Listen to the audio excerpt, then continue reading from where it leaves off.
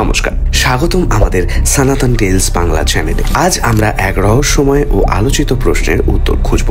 আপনারা কি জানেন ভগবান পরশুরাম কেন তার মা রেণুকাকে হত্যা করেছিলেন? এই গল্প হিন্দু পুরাণের এক গুরুত্বপূর্ণ অধ্যায়, যা ভক্তি, আনুগত্য এবং পাপ পুণ্যের গভীর দার্শনিক প্রশ্ন তুলে ধরে। তো চলুন দেরি না করে আমরা এই গল্পের একেবারে গভীরে যাই এবং শুরু করি আজকের ভিডিও। কে ছিলেন ভগবান পরশুরাম? পরশুরাম হলেন ভগবান বিষ্ণুর ষষ্ঠ অবতার। তিনি একজন ব্রাহ্মণ, কিন্তু তার মধ্যে ছিল ক্ষত্রিয়ের যোদ্ধা সত্তা। তার জন্ম হয়েছিল ঋষি যমদগ্নি ও তার স্ত্রী রেণুকার ঘরে। পুরাণ অনুসারে পরশুরামের জন্মের উদ্দেশ্য ছিল পৃথিবী থেকে পাপী ও অত্যাচারী ক্ষত্রিয়দের ধ্বংস করা, কিন্তু তার জীবনের সবচেয়ে আলোচিত ঘটনা হলো তার মা রেণুকার হত্যা। কিন্তু কেন এমন ঘটল?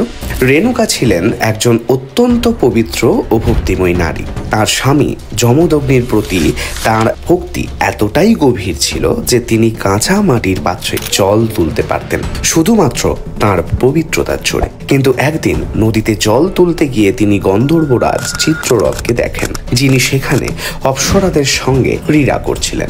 রেণুকার মনে ক্ষণিকের জন্য ইচ্ছা জাগে, আর এই কারণে তার মাটির পাত্র ভেঙে যায়। ঋষি যমদগ্নি তার যোগ শক্তির মাধ্যমে সবটা জানতে পারেন। তিনি ক্রুদ্ধ হয়ে তার পুত্রদের আদেশ দেন তাদের মাকে অর্থাৎ রেণুকাকে হত্যা করতে। পরশুরামের 3 বড় ভাই এই আদেশ অমান্য করেন, ফলে যমদগ্নি তাদের পাথরে পরিণত করেন। কিন্তু পরশুরাম তার পিতার প্রতি অগাধ আনুগত্যের কারণে কোনো প্রশ্ন না করে তার মাকে কুঠার দিয়ে শিরচ্ছেদ করেন। পরশুরামের আনুগত্যে খুশি হয়ে যমদগ্নি তাকে 3টি বর দেন। পরশুরাম চান, 1. তার মা রেণুকাকে পুনর্জীবন দেওয়া হোক, 2. তার ভাইদের পাথর থেকে মুক্তি দেওয়া হোক, 3. তিনি কখনো পরাজিত না হন এবং দীর্ঘ জীবন পান। যমদগ্নি এই বর দেন এবং রেণুকা ও তার ভাইরা পুনর্জীবিত হন। কিন্তু মাতৃহত্যার পাপের কারণে পরশুরামের কুঠার তার হাতে আটকে যায়। তিনি তীর্থে তীর্থে ঘোরে এবং অরুণাচল প্রদেশের লোহিত নদী ও কর্ণাটকের তুঙ্গভদ্রা নদীতে স্নান করেন।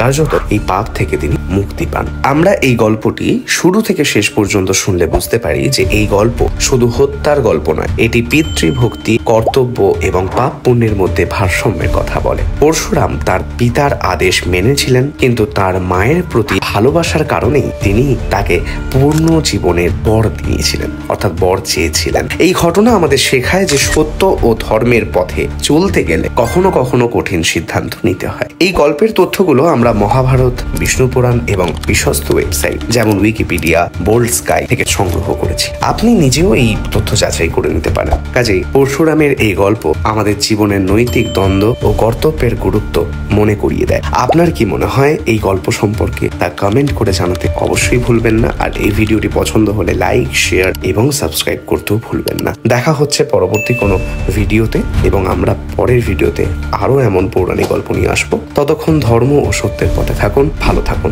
সুস্থ থাকুন। দেখা হচ্ছে পরবর্তী ভিডিওতে।